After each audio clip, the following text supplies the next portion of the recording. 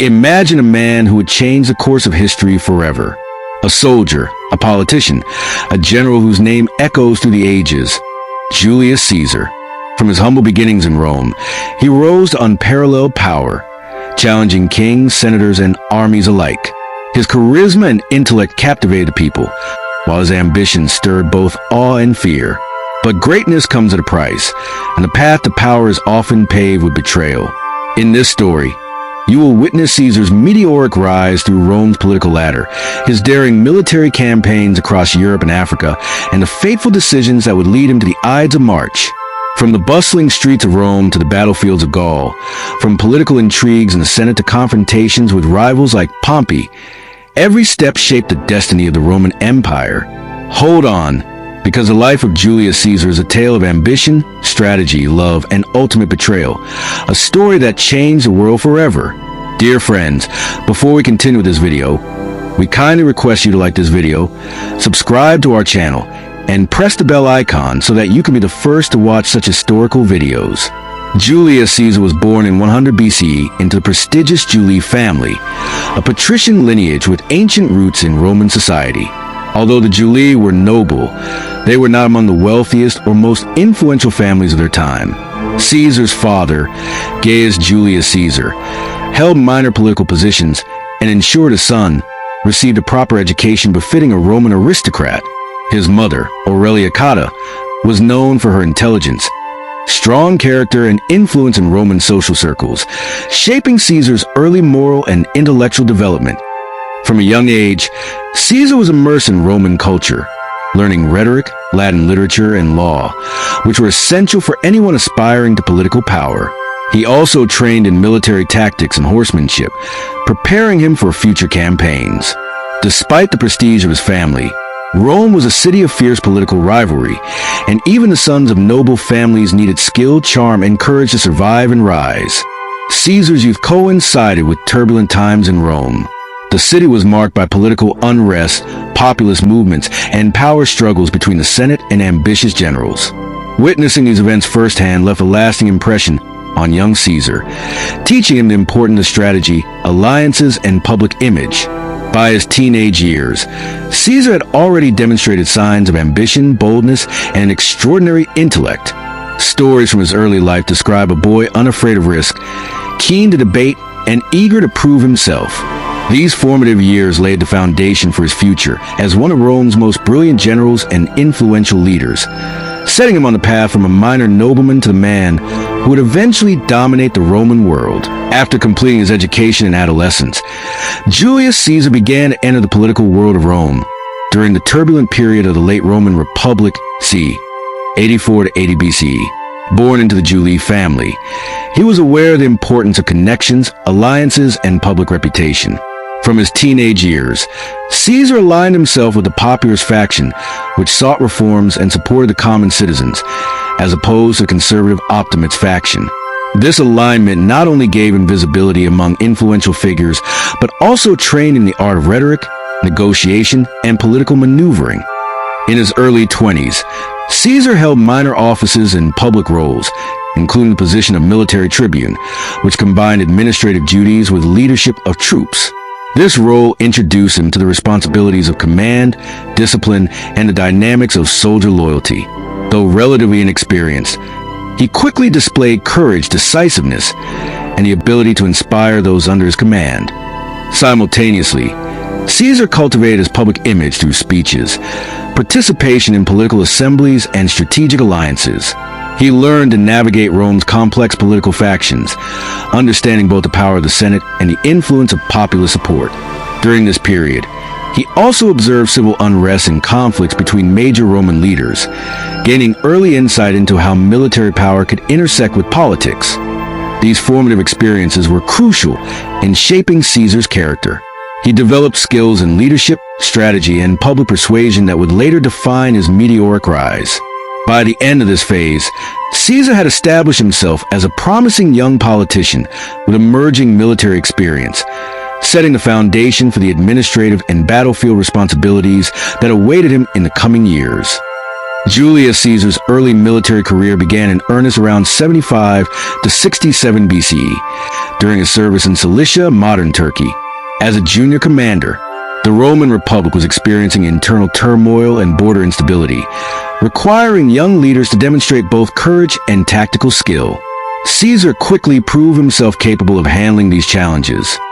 One of his first notable military experiences was a campaign against rebellious tribes and Cilician pirates. During this period, Caesar showed exceptional leadership and strategic thinking. He organized small units, maintained discipline, and learned how to motivate soldiers even under difficult conditions. The experience taught him the importance of loyalty, tactical flexibility, and decisive action, qualities that would become hallmarks of his later campaigns.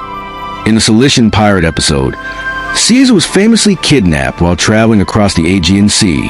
Despite being a prisoner, he displayed confidence and audacity, insisting on a higher ransom and later capturing the pirates after his release. This incident not only enhanced his reputation, but also demonstrated his ability to turn a dangerous situation into a strategic advantage. Soon after, Caesar's military operations against local rebellions culminated in his first significant victory, which established his credibility as a competent commander. By effectively combining strategy, courage, and leadership, he earned the respect and loyalty of his troops. These early successes laid the foundation for his reputation as a bold and skilled general, setting the stage for his later conquests in Gaul and beyond. In 58 BCE, Julius Caesar began his first major campaign in Gaul, facing the migrating Helvetii tribe, who threatened Roman allies in the region. The Helvetii, seeking new territory, had begun moving in large numbers, creating unrest and posing a direct challenge to Roman authority. Caesar, as proconsul of Cisalpine Gaul and Illyricum, acted decisively to prevent their migration and protect Rome's interests. He meticulously organized his legions, fortified key positions, and advanced strategically through the region. Caesar demonstrated tactical brilliance by anticipating enemy movements, cutting off supply lines, and using psychological warfare to intimidate the Helvetii. The campaign culminated in the decisive Battle of Bibracte, where Caesar's disciplined forces overwhelmed the Helvetii, inflicting heavy casualties and forcing them to surrender. This first Gallic victory solidified Caesar's reputation as a capable and innovative general. It showcased his ability to combine strategy, logistics, and leadership to achieve objectives efficiently. The campaign also established Roman dominance in Gaul, setting the stage for subsequent campaigns across the region. For Caesar, it was the beginning of a series of conquests that would expand Rome's territory and cement his personal legacy. In 57 BCE, following his initial success against the Helvetii, Julius Caesar faced another critical challenge: the Belgae tribes in northern Gaul. These tribes had formed a coalition, threatening Roman allies and the stability of the province. Caesar moved swiftly, marching his legions into the region and establishing control over strategic positions. The decisive clash occurred at the Arrow River, where Caesar executed a combination of strategic fortifications, river crossings, and flanking maneuvers. His planning allowed the Roman legions to confront a numerically superior force with confidence. Caesar's use of disciplined formations and careful timing of attacks ensured that each unit supported the others, preventing the Belgae from exploiting their advantage in numbers. Throughout the engagement, Caesar demonstrated both tactical flexibility and psychological insight. He inspired his troops with direct leadership on the battlefield, maintaining morale and cohesion even under heavy pressure. The Belgae suffered significant losses and were forced to retreat, marking another decisive Roman victory. This battle reinforced Caesar's growing reputation as a brilliant strategist and motivated further campaigns to secure Gaul. By combining disciplined troop management, innovative tactics, and rapid decision-making, Caesar demonstrated the qualities that would make him Rome's most formidable general. The success of the Arrow River not only secured Roman dominance in northern Gaul, but also further cemented Caesar's personal prestige, creating momentum for subsequent campaigns across the region. In 57 BCE, after securing victories on land, Julius Caesar faced a new and unexpected challenge: the powerful seafaring tribe of the Veneti, along the Atlantic coast of Gaul. The Veneti controlled vital harbors and sea routes, making them essential for Roman supply lines. When they captured Roman envoys, Caesar knew a decisive response was necessary. For the first time in his career, Caesar prepared for naval warfare. The Veneti possessed strong wooden ships with high prows, designed for the rough Atlantic waves. Roman galleys, built for speed and maneuverability, seemed at a disadvantage. But Caesar's tactical genius shone once again. He instructed his men to attach long hooks to poles, tearing down the Veneti sails during combat. Once the sails fell, the heavy Veneti ships became helpless. The battle raged fiercely, but Roman discipline and innovation prevailed. One by one, the Veneti ships were captured or destroyed.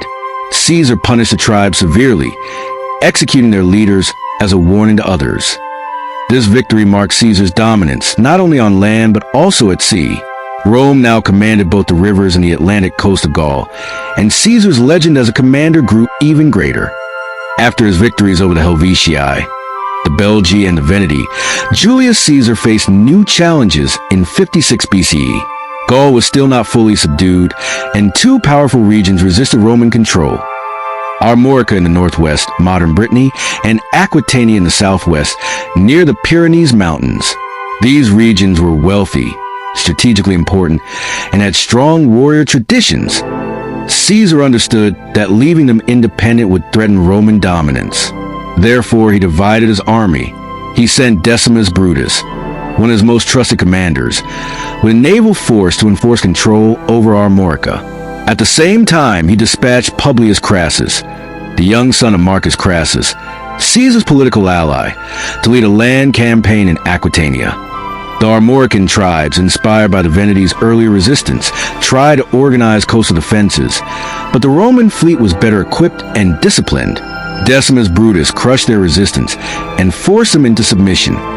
Meanwhile, Publius Crassus advanced into Aquitania with speed and precision. The Aquitani had initially gathered reinforcements from their Spanish allies beyond the Pyrenees, but Roman discipline and clever use of siege tactics broke their morale. Many Aquitanian tribes surrendered one after another, unable to match the superior training of the Roman legions.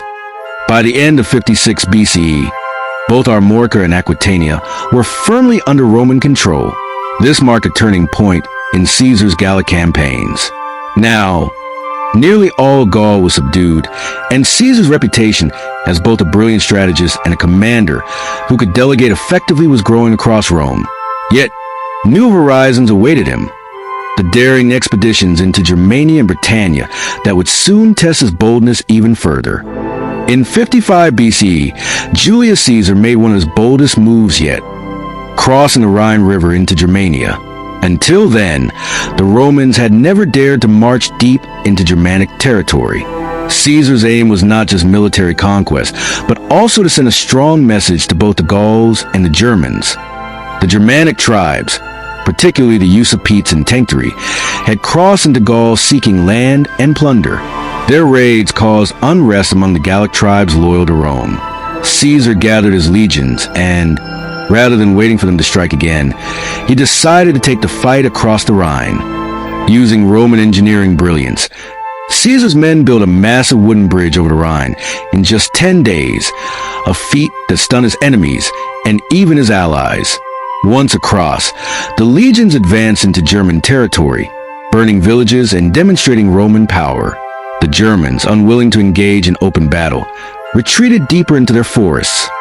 After 18 days, Caesar withdrew back into Gaul, dismantling the bridge behind him. This campaign was less about conquest and more about intimidation. It showed Rome's unmatched strength and Caesar's daring leadership, cementing his image as a commander who could achieve the impossible. Later in 55 BCE, after crossing the Rhine, Caesar attempted another daring venture, an expedition to Britannia. The island was known to the Romans only through traders' tales, and Caesar wanted both glory and strategic advantage. His aim was to intimidate the Britons who had been supplying aid to Gallic rebels. With 2 legions and a fleet, Caesar crossed the Channel. The landing was difficult. Britons on chariots and horseback fought fiercely on the beaches. Roman heavy armor and discipline eventually forced a landing, but storms damaged many of Caesar's ships, leaving supplies short. After some skirmishes inland, Caesar realized he could not sustain a long campaign. He negotiated hostages from local tribes and then withdrew to Gaul. though not a conquest. The expedition was historic. It marked Rome's first step into Britain, showcasing Caesar's ambition to extend Roman power beyond the continent. In 53 BCE, Caesar faced one of the deadliest uprisings during the Gallic Wars. The Eburones, led by their cunning chief Ambiorix, tricked a Roman legion into leaving their fortified camp with promises of safe passage. Once the Romans marched out, Ambiorix's warriors ambushed them in the dense forest, annihilating almost the entire force. This shocking disaster sent tremors across Gaul, inspiring other tribes to consider revolt. Caesar's reputation was momentarily shaken, and he realized that Gaul was far from pacified. In retaliation, Caesar launched brutal counter-campaigns, burning villages, destroying food supplies, and spreading fear. Though Ambiorix himself managed to escape into the wilderness, his tribe was virtually destroyed. This revolt showed Caesar that Gaul required more than military victories. It demanded relentless control. The Eburones' uprising became one of the darkest chapters in Caesar's conquest, teaching that betrayal could be more dangerous than open war. In 52 BCE, Gaul united under a single charismatic leader, Vercingetorix of the Arverni tribe. He rallied dozens of tribes with a vision of expelling Rome from Gaul forever. His strategy was scorched earth: burn crops, destroy towns, and starve Caesar's army. For a time, it worked, and Roman forces faced hardship. The climax came to the Battle of Alesia, where Vercingetorix and his army were besieged by Caesar's legions. Caesar built double walls, one to trap Vercingetorix inside, another to keep reinforcements out. Despite massive attacks from outside and desperate sorties from inside, Caesar's engineering genius and disciplined legions prevailed. Vercingetorix, realizing defeat was inevitable, surrendered to Caesar in a dramatic scene, laying down his weapons at Caesar's feet. This marked the turning point of the Gallic Wars, cementing Caesar's reputation as a master strategist and ending large-scale organized resistance in Gaul. After Alesia, Gaul was broken but not entirely subdued. In 51 to 50 BCE, scattered tribes continued resistance in the north and west. The Carnuts, the Bellavassi, and remnants of other tribes waged guerrilla warfare, ambushing Roman patrols and refusing surrender. Caesar responded with relentless sieges and campaigns. His legions stormed strongholds, cut off supplies, and forced thousands into submission. Unlike the grand battles of earlier years, these final campaigns were grinding wars of attrition. By 50 BCE, Gaul was finally pacified. Its tribal leaders either killed, captured, or forced into alliance with Rome. The once proud Gallic nations were now provinces of the Roman Republic. Caesar had not only conquered territory, but also secured immense wealth, loyal legions, and unmatched prestige. Yet, this victory planted seeds of future conflict, for his rising power threatened the Roman Senate and set the stage for the Civil War. In 49 BCE, Caesar faced a critical decision. The Senate, dominated by Pompey and Caesar's enemies, ordered him to disband his army and return to Rome as a private citizen. Refusing meant rebellion, but obeying meant losing all his power. On a cold January night, Caesar crossed a small river Rubicon with his 13th Legion, uttering the famous words, "Alia iacta est," the die is cast.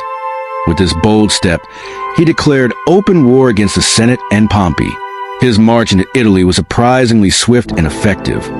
Many towns welcomed him, and Pompey retreated south without major resistance. The Civil War had begun. This moment marked a turning point in Roman history, symbolizing the collapse of the Republic. Caesar's gamble would shape the destiny of Rome for centuries to come. In 48 BCE, the rivalry between Caesar and Pompey reached its climax in the plains of Pharsalus, Greece. Pompey's army outnumbered Caesar's, 45,000 men against Caesar's 22,000. The Senate believed victory was certain. However, Caesar's tactical brilliance turned the tide. He secretly positioned a reserve line of troops to counter Pompey's cavalry, which had been his strongest advantage. When the battle began, Caesar's strategy worked perfectly. Pompey's cavalry collapsed, his infantry was surrounded, and his army suffered massive losses. Pompey fled the battlefield and escaped to Egypt, hoping for refuge. Instead, he was assassinated by agents of the Egyptian king, leaving Caesar as the uncontested master of Rome's fate. The victory at Pharsalus was not just military, it was political, proving that Caesar's leadership was unmatched and the Republic had entered a new era. After Pompey's death, Caesar arrived in Alexandria, Egypt in 47 BCE. Egypt was in turmoil, a civil war between young Pharaoh Ptolemy XIII and his sister Cleopatra VII. Caesar intended to stabilize the region, but soon became deeply involved. Cleopatra, ambitious and politically shrewd, sought Caesar's support. Legend says she smuggled herself into Caesar's quarters rolled inside a carpet. Impressed by her intelligence and charm, Caesar backed her claim to the throne. This led to the Alexandrian War, where Caesar's forces fought against Ptolemy's army in the streets of Alexandria. Despite being trapped at times, Caesar's discipline and reinforcements eventually secured victory. Ptolemy drowned while fleeing, and Cleopatra was installed as queen. Their alliance marked the beginning of a famous relationship, both political and personal. For Caesar, Egypt became a stepping stone to further dominance, showing his ability to influence kingdoms beyond Rome itself. In 47 BCE, shortly after his Egyptian campaigns, Caesar marched to Pontus, modern Turkey, to face Pharnaces II, the son of Mithridates the Great. Pharnaces had taken advantage of Rome's civil wars to reclaim territory. Caesar, moving swiftly, surprised his enemy at Zela. Despite being outnumbered, his disciplined legions crushed Pharnaces in a short, decisive battle. The victory was so quick that Caesar famously reported to the Senate, "Veni, vidi, vici, I came, I saw, I conquered." This phrase symbolizes unmatched speed and efficiency in war, cementing his reputation as one of history's greatest generals. In 46 BCE, Caesar faced the remaining Optimates, Pompey's supporters, in North Africa. Their army, reinforced by Numidian King Juba and led by Metellus Scipio and Cato the Younger, threatened Rome's future. Caesar marched swiftly and confronted them near Thapsus, modern Tunisia. His legions fought with discipline, overwhelming the enemy despite being outnumbered. The battle ended in a crushing victory for Caesar. King Juba was defeated, Scipio committed suicide, and Cato chose death rather than surrender. This victory destroyed the Optimates' African stronghold, leaving Caesar as Rome's uncontested master and paving the way for his final campaigns in Spain. In 45 BCE, Julius Caesar faced the final and most dangerous resistance of Pompey's supporters in Hispania, modern Spain. The Pompeian forces, led by Pompey's sons Gnaeus and Sextus Pompeius, along with Titus Labienus, Caesar's former general who defected, gathered a massive army. Caesar marched swiftly and confronted them near the town of Munda. Unlike previous battles, this was not easy. Caesar's legion struggled against fierce opposition, and for a moment, defeat seemed possible. But Caesar personally rode into the thick of the fighting, rallying his men with unmatched courage. His presence inspired a turnaround, and the enemy lines collapsed. Labienus was killed, Gnaeus Pompeius was captured and executed, while Sextus escaped. The victory at Munda crushed the last organized Pompeian resistance. With Spain pacified, Caesar emerged as the unchallenged ruler of Rome, ending years of civil war and securing his absolute dominance. On March 15th, 44 BCE, the Ides of March, Julius Caesar entered the theater of Pompey in Rome for a Senate meeting. Despite several warnings and ominous signs, he dismissed concerns, believing himself untouchable. Inside, more than 60 senators, including his close allies Brutus and Cassius, had conspired to end his rule, fearing he aimed to become a king. As Caesar took his seat, the conspirators surrounded him under the pretense of presenting a petition. Suddenly, one senator grabbed his toga, and another struck the first blow. Shocked, Caesar tried to resist, but knives rained down from every direction. History records he was stabbed 23 times. When he saw Brutus, a man he trusted, among his attackers, he uttered the famous words, "Et tu, Brute? You too, Brutus?" Defeated and heartbroken, Caesar collapsed at the foot of Pompey's statue, ending his extraordinary life. After Caesar's assassination on March 15th, 44 BCE, Rome plunged into chaos. The senators who killed him, including Brutus and Cassius, claimed they were liberators saving the Republic. However, instead of restoring order, Caesar's death triggered riots. The Roman people, who loved Caesar for his reforms and generosity, turned against conspirators. Mark Antony, Caesar's loyal ally, gave a powerful speech at his funeral, displaying Caesar's wounds and will, which left wealth to Roman citizens. This inflamed public anger, forcing Brutus, Cassius, and their supporters to flee Rome in fear of revenge and civil war. Caesar's life reminds us that power, ambition, and destiny can change the course of history forever. If you enjoyed this story and learned something new today, don't forget to like the video, share with your friends, and subscribe to our channel, Saga the Famous, for more legendary histories. And press the bell icon so you never miss an episode.